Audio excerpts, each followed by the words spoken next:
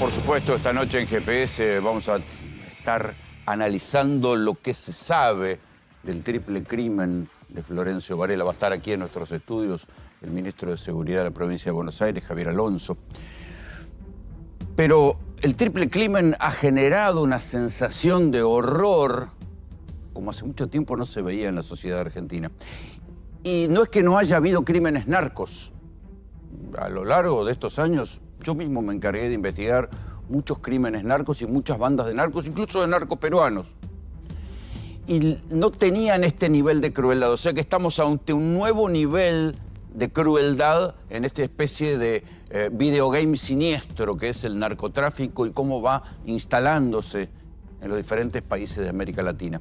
Nunca me van a escuchar a mí decir que, bueno, ahora la Argentina ya es como Colombia, ya es como México, ya es como Brasil. No, por suerte no. Pero uno tiene que estar atento a las experiencias de crecimiento del narcotráfico que hubo en otros países de América Latina para saber qué es lo que puede pasar acá.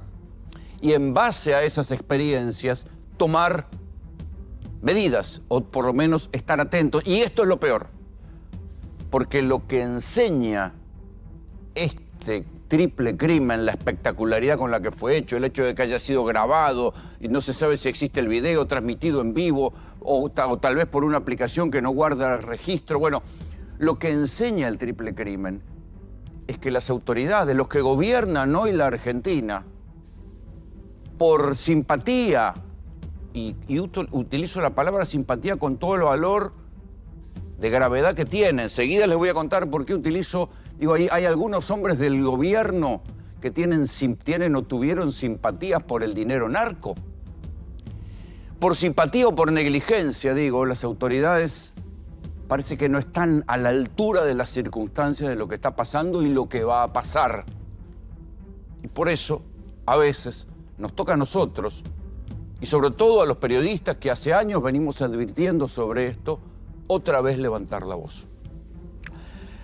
Hace 25 años ya los narcos peruanos dominaban la Villa 1114, pero en aquel momento había una corriente inmigratoria en los años 90 de peruanos que habían venido a la Argentina y se disimulaban mucho más, porque había muchos peruanos que venían a la Argentina. Así llegaron aquellos primeros narcos que tomaron la Villa 1114, que la disputaron a tiros con los narcos paraguayos que la dominaban y se fueron convirtiendo en el principal clan, el más organizado de la Argentina. Tomó muchos años echarlos. A lo largo de esos años a mí me tocó personalmente presentar en 2 oportunidades ante la justicia a 2 arrepentidos. El primero lo presenté en el año 2000, era el contador de los narcos peruanos. Y casi me terminan denunciando a mí los abogados de los narcos. Esa fue una primera vez. Y la segunda vez en la que fue la causa que llevó adelante el juez Sergio Torres, me tocó presentar a quien se llamaba el testigo X y que fue fundamental porque los narcos peruanos que manejaban la Villa 1114 solamente se movían con parientes y con conocidos que traían de Perú. Y este era el primer detalle escandaloso que había, así como tantos peruanos venían y todos ellos tenían antecedentes penales y todos entraban acá y se instalaban en la Villa 1114 y nadie se daba cuenta que eran tipos que venían a conformar ese pequeño ejército. Yo lo vi, que los tipos tenían un horario para entrar la cocaína a la villa y despejaban los pasillos con orden militar y tenían sistemas de vigías que avisaban con silbidos y podía haber una cola de una cuadra de gente comprando y después desaparecían como por arte de magia y quedaban las gomitas puestas en los pasillos y hasta la plata a medio contar porque los tipos se desvanecían en el aire y se perdían en las casas. Bueno, esos narcos peruanos costó casi 30 años echarlos de la Villa 1114. ¿Están volviendo ahora? Están volviendo en la figura de este muchacho, el pequeño J o Julito, que ahora sabemos que se llama Tony Valverde Victoriano. Ahí lo tienen, miren.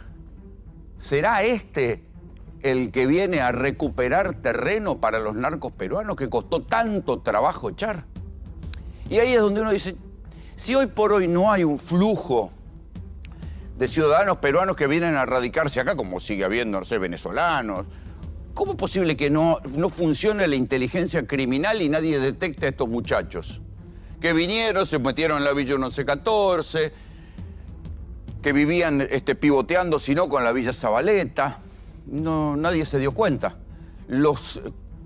Cuando uno, en verdad no es que son exactamente narcos, sino que son un engranaje de unos narcos que quieren venir y volver, y que por eso sobreactuaron la violencia, matando y torturando a Brenda Morena y Lara en Florencio Varela. ¿Qué hay detrás de todo esto? Todavía no lo sabemos.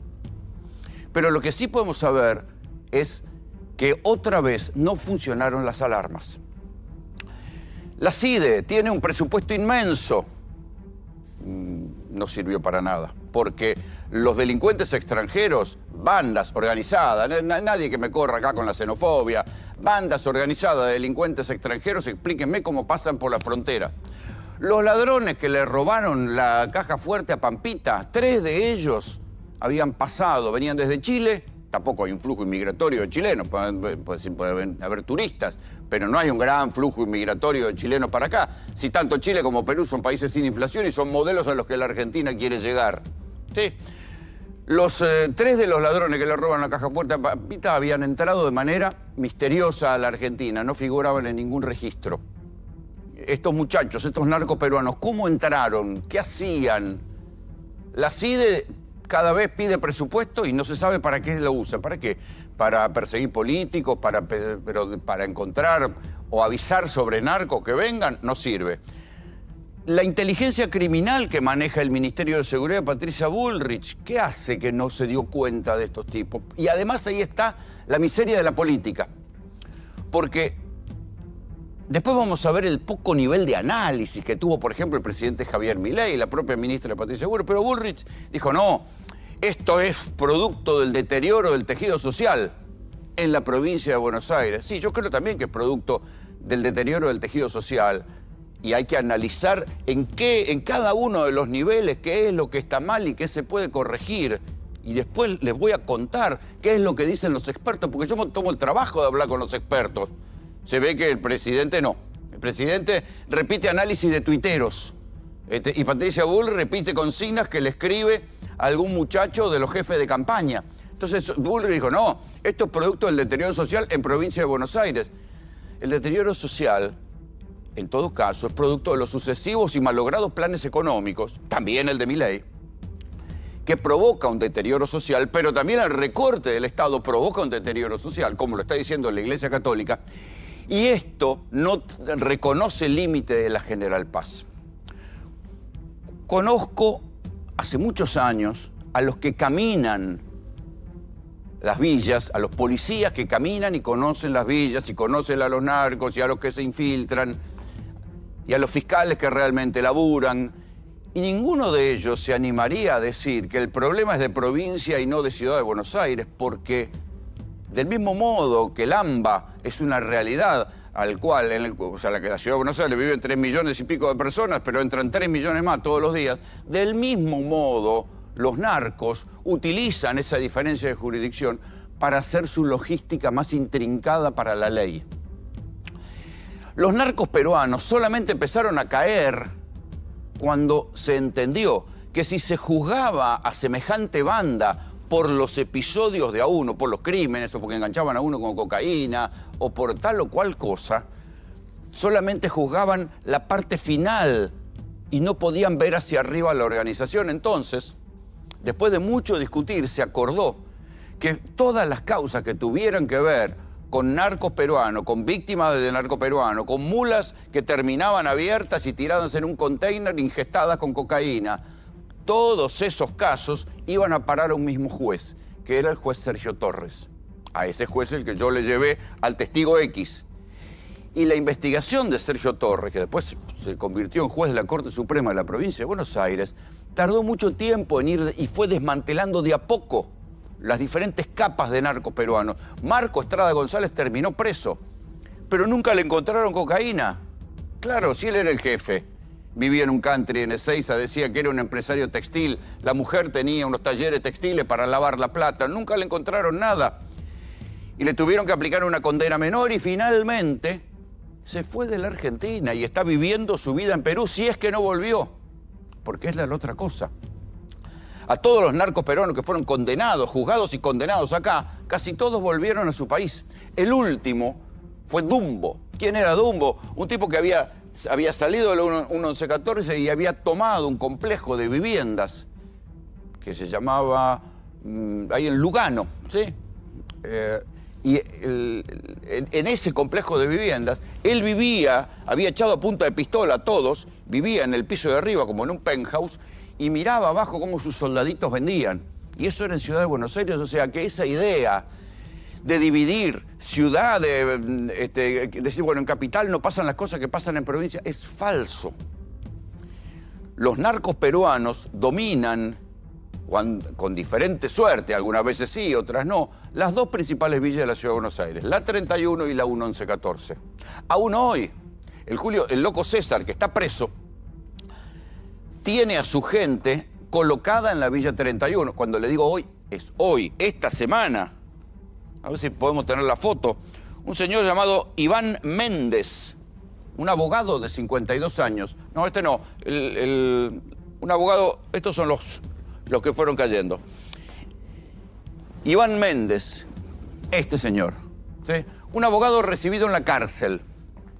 Vivía en una casa de la Villa 31. Usted es argentino. Vivía en una casa de la Villa 31. Y decía que era abogado, pero en verdad no era abogado, era paloma, era correo de los narcos. Entre ellos, del loco César, el que maneja la 31 aún estando preso.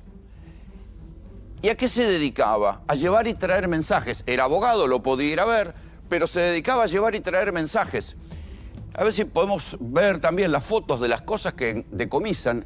Y el tipo les llevaba unos teléfonos especialmente chiquititos, ¿sí? Y el tipo trabajaba y era el que vinculaba a los grandes narcos, porque era abogado a la vez de el loco César, de la 31, de Julio Grantón, un peruano que era aviador, que era el que traía y bajaba la merca en Rosario, y después intentó tener una banda ahí en Rosario, de uno de los monos, y el tipo entraba y salía en su condición de abogado, ven, este tipo de teléfono, ocultaba y se los llevaba a los líderes narcos. Entonces, todas estas cosas están sucediendo ahora. Por eso que uno dice, che, ¿sirve de algo echarle la culpa a provincia o echarle la culpa a la Ciudad de Buenos Aires? No sirve de nada. El problema es si realmente los narcos peruanos que habían sido desmantelados y echados en gran medida de la Villa 1114 están volviendo. Están volviendo a través de este muchacho, del gordito este que tiene 20 años. Realmente están volviendo con él. ¿Qué se sabe? Tony Valverde Victoriano, ahí lo tienen. ¿Qué le encuentran cuando lo allanan? Porque ahí se avanzó bastante y alguien habló.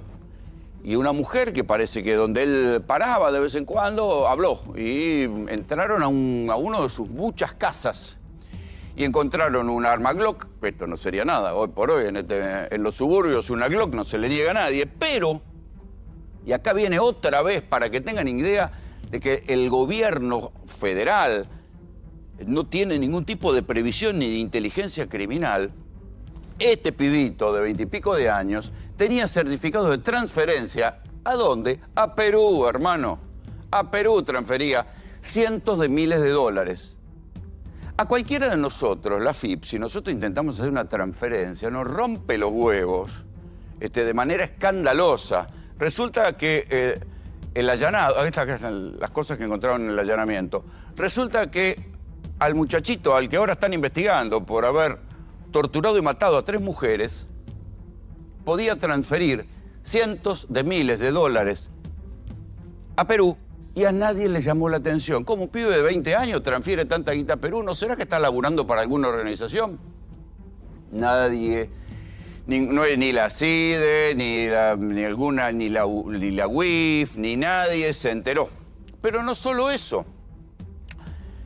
Insisto, tanto nos rompen los huevos a cualquiera de nosotros con los reportes de operaciones sospechosas, nos reclaman la cuenta de banco a ver si quién te transfirió la plata de acá y de allá. Bueno, este muchacho movía grandes cantidades de dinero a través de una billetera de Mercado Pago. Nadie se dio cuenta. Todavía no se sabe por qué mataron a las chicas. Una versión dice que ellas le mexicanearon $75.000 a alguien vinculado a Tony Valverde Victoriano, el pequeño J. Y otra versión dice que le robaron droga y por eso las mataron y por eso hizo esa transmisión en directo. Pero la verdad es que, más allá del horror que genera esto, uno tiene que entender que en el comienzo y el final de cuando uno se topa, o sea, nosotros los que vivimos en el mundo del trabajo, hay un momento donde nos topamos con el delito. En general nos topamos con el delito cuando nos roban, ¿sí? Obviamente nos pueden robar en una estafa virtual, pero también nos pueden robar por la calle. Y buena parte del delito callejero tiene que ver con la droga. ¿Por qué?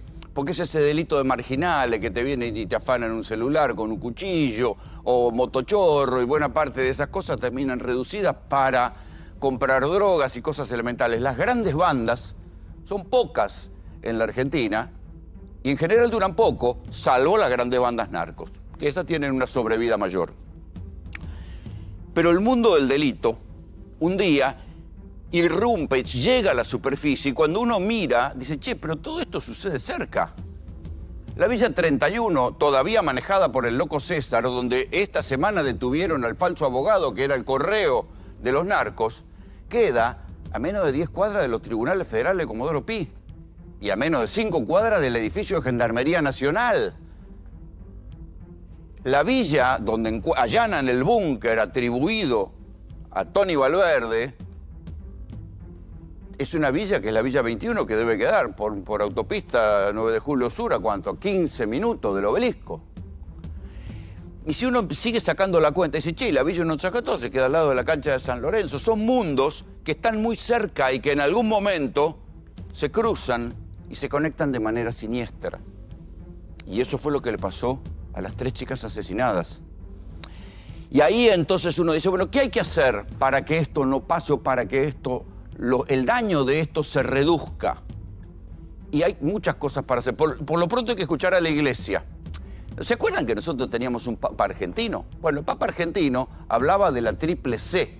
Decía, colegio, capilla y club. ¿Para qué? Esa era la triple C buena, para evitar la triple C mala. La triple C mala es la celda, es el cajón, es el consumo. Había que escuchar un poquito al Papa Francisco, ¿no? Ahora por lo menos ya que está muerto. Es la Iglesia Católica la que está diciendo, dejen de cortarle, de retirar el Estado de lo más necesitado, dejen de cortar las pensiones por discapacidad, dejen de quitarle los alimentos a los comedores, dejen de hacer eso porque la gente más necesitada va a quedar a merced de los narcos. Y fíjense que en esto coincide desde la Iglesia Católica hasta los movimientos sociales trotskistas que dicen, dejen de cortar las cosas porque las villas van a quedar todavía más a merced de los narcos. Hoy hay comedores bancados por los narcos. Hay villas con comedores bancados por los narcos que no piden nada a cambio. Dan la comida y fíjate, amiga, vamos viendo. Si necesito algo, un día te lo voy a pedir. Y ya se sabe qué es eso. Que un día te van a pedir algo a lo que no te vas a poder negar. Y va a ser complicadísimo seguro. La escuela. Las escuelas, hubo recorte de fondos, recorte de alimentos para los comedores. Las escuelas están cada vez peor. Pero, piensen en esto. Lara, la chica asesinada, la de 15 años, la que era menor, la que le cortan los dedos, porque se supone que era ella la que tuvo algo que ver con eso que ofendió tanto al pequeño J, esa chica todavía seguía yendo al colegio. Esta semana yo escuché el testimonio de una mamá que tenía una hija en el colegio, en la escuela secundaria donde iba Lara, y dice que la chica iba poco, pero iba. Y entonces ahí uno dice, bueno, yo conozco cantidad de testimonios de pibes chorros que por ahí salen a robar, pero siguen yendo a la escuela. No se puede hacer nada por esos pibes. No se puede intervenir de una manera inteligente para que esos pibes vuelvan de alguna manera. Claro, el problema es que cuando uno ve que en las escuelas hay protocolos donde el que se hace el matón no lo podés echar, y entonces, o sea, los protocolos están fallidos, algo está mal. Y cuando vos ves, imaginás, lo que ganan los docentes, más el maltrato, más el recorte de los alimentos, ¿qué podés esperar de la escuela? Pero es la escuela la primera barrera que debería contener a estos pibes para que no sean el ejército de reserva de los narcos y que las chicas no sean el botín de guerra de los mafiosos. Y también fracasa. Y si a todo esto uno le agrega, para los que le gustan las teorías conspiranoicas, lo que se supo hoy, que José Luis Espert, el candidato de la Libertad Avanza en provincia de Buenos Aires, el hombre que ha hecho su carrera diciendo cárcel o bala, recibió una transferencia de una organización que está siendo juzgada en Estados Unidos por narcotráfico. Dice, ¿cómo? ¿De qué les estoy hablando? A ver si, este es Fred Machado. Nosotros les contamos hace un tiempo la historia de Fred Machado. Hasta ahora lo que se sabía de Fred Machado, no, este no es Fred Machado, pero a ver, volvamos un poquito atrás. Se sabía que José Luis Espert, durante la campaña electoral, este es Fred Machado, ¿sí? Detenido. Ahora está disfrutando de arresto domiciliario en casa de su mamá, acusado por una acusación bastante difusa, hay que decirlo, de narcotráfico o narcolavado. El hombre estaba vinculado a los aviones y en Estados Unidos dicen que participaba de una estafa piramidal haciendo ponerle plata a gente para comprar aviones, que después los aviones no existían. Pero se sospecha también, hay otra sospecha, y así lo dice el pedido de extradición, que Fred Machado tenía vínculos con el narcotráfico. Lo detuvieron, estuvo un tiempo detenido, ahora está en domiciliaria en casa de su mamá. Ah, eso sí, lo defiende Francisco Neto, que es el abogado nada menos que el presidente Javier Milei. Bien, hasta ahora, cuando se conoció esto durante la campaña electoral del 2019, lo que dijo Espert fue, yo no sabía quién era, me prestó la avioneta, yo no sabía quién era, ¿sí? Porque lo detienen un tiempo después. El detalle, esta es la presentación del libro de Espert de aquella época, se llama La Sociedad Cómplice, ¿sí? Y incluso acá él le agradece a Fred Machado por el magnífico vuelo que habían tenido. A ver si lo podemos escuchar. Bueno, muchas gracias a todos por estar aquí. Muchas gracias a la invitación que me formularon por venir a verlos. Gracias a Fred Machado por el excelente vuelo que hemos tenido. Gracias a Fred Machado por el excelente vuelo que hemos tenido. Bueno, ahí está. Gracias a Fred Machado. Además, yo mismo le pregunté en aquella oportunidad, ¿y usted qué tiene que decir de Fred Machado? Era un empresario como tantos empresarios que se acercaban en la campaña electoral del 2019 porque simpatizaban con mis ideas. El problema es que la campaña electoral terminó en el 2019 y ahora lo que hay, a ver si lo podemos ver, lo publicaron hoy tanto el diario Perfil como el diario AR, publicaron que el fondo que está siendo investigado en Estados Unidos por narcolavado, narcotráfico, estafa piramidal en la justicia de Texas, hizo una transferencia a José Luis Espert de $200.000. No la hizo en 2019, uno puede decir, bueno, es plata para la campaña. No, no la hizo en 2019, sino que la hizo el 1 de febrero del 2020. Y uno dice, pero otra vez lo mismo, del mismo modo que yo me preguntaba antes, ¿cómo puede ser que a cualquiera de nosotros nos rompen los huevos tanto por cualquier boludez que hacemos con la plata entre las cuentas bancarias? Pero el pequeño J movía guita por Mercado Pago y la mandaba a Perú, cientos de miles de dólares se encontraron en transferencia. Nadie se avivó. Y Espert podía recibir $200.000 de un fondo que luego terminó siendo un fondo investigado por narcotráfico y narcolavado y nadie se avivó. Estos papeles aparecen en la justicia de los Estados Unidos. Yo supongo que alguien lo discutirá a partir de mañana.